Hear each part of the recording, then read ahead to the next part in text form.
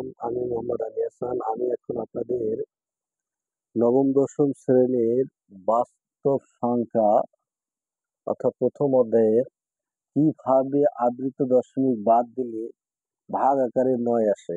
কিভাবে আবৃত দশমিক বাদ দিলে ভাগ আকারে ৯ আসে। যেমন আমাদের এক শিক্ষকরা বলে কি যে এই থ্রির উপর পৌনঃপুনিক 0.3 উপর পৌনঃপুনিক বা আবৃত দশমিক এটাকে বাদ দিলে কি হয় যে এখানে 9/3 হয়, অর্থাৎ 3 তিরিকা 9, অর্থাৎ 1/3। কিন্তু কেমনে 9টা আসলো এটা আজকে তো আপনাদের মাঝে উপস্থাপন করব। তাহলে প্রথমে আমরা ঠিক এই সংখ্যাটাই নিলাম। তাহলে 0.3 উপর পৌনঃপুনিক এখানে দেখো, তাহলে 0.3 উপর পৌনঃপুনিক আমরা ইনটু আকারে দিলাম। তো দশমিক বিন্দুর জন্য এখানে দেখো আমরা 1 নিলাম, দশমিক বিন্দুর জন্য 1, একটি দশমিক বিন্দু পরে একটা সংখ্যা, এই জন্য একটা শূন্য নিলাম। আবার প্রতি ক্ষেত্রে আমরা কি করব, 0.3 উপর পৌনঃপুনিক এই প্রতি ক্ষেত্রে আমরা এখানে যা থাকবে তার সাথে 1 গুণ দেব। কি গুণ দেব? 1 গুণ দেব। তাহলে এখন দেখি যে 0.3 উপর পৌনঃপুনিক, আমরা জানি 3 উপর পৌনঃপুনিক মানে ওই সংখ্যাটা 3 আকারে ভাগ আকারে 3 আসতেই থাকবে অর্থাৎ অসীম, মানে 3 আসতেই থাকবে এবং তার সাথে আমরা কি করতেছি, গুণ 10 করতেছি। আবার এখানে দেখো 3 উপর পৌনঃপুনিক তার মানে কি ওই 3 আসতে থাকবে, গুণন এখানে দেখো 1 আছে, 1 দিয়ে দিলাম। এখন 0.333 ড্যাশ ড্যাশ ড্যাশ এটার সাথে যদি আমরা 10 গুণ করি, তাহলে আমরা যদি এখানে 10 গুণ করি তাহলে আসতেছি কত, একটা 3 সামনে যাবে আর 3.33 ড্যাশ ড্যাশ ড্যাশ চলে আসলো। এখন দেখো 1 এর সাথে আমরা যাই গুণ করলাম তাই আসলো। এরপরে আমরা যেটা করব, বিয়োগ করব। কি করব?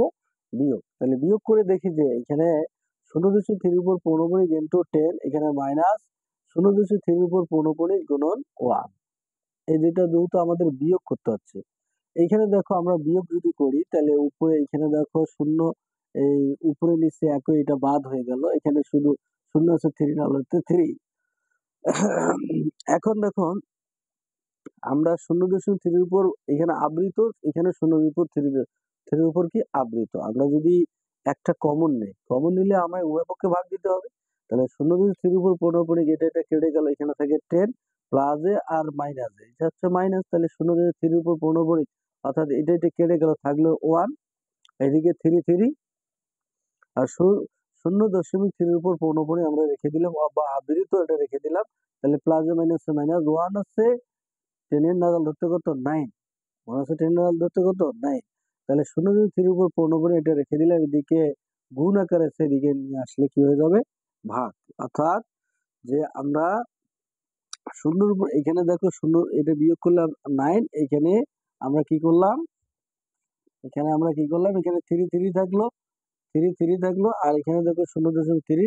আমরা যদি 9টা এদিকে নিয়ে যাই তাহলে আমরা দেখতেছি এখানে এখানে গুণ আকারে আছে, তাহলে এদিকে নিয়ে আসলে কি হবে, ভাগ আকারে হবে, অর্থাৎ 3/9। তাহলে আপনারা আপনারা যদি অঙ্কটা বুঝে থাকেন তাহলে আপনারা এরকম একটি অঙ্ক আপনাদের আমি দিতেছি 4, এটা আপনারা সলিউশন করে কেন এখানে ভাগ আকারে আসবে দুইটা 9, ঠিক একই আকারে আপনারা এটা করে দেখাবেন। ধন্যবাদ।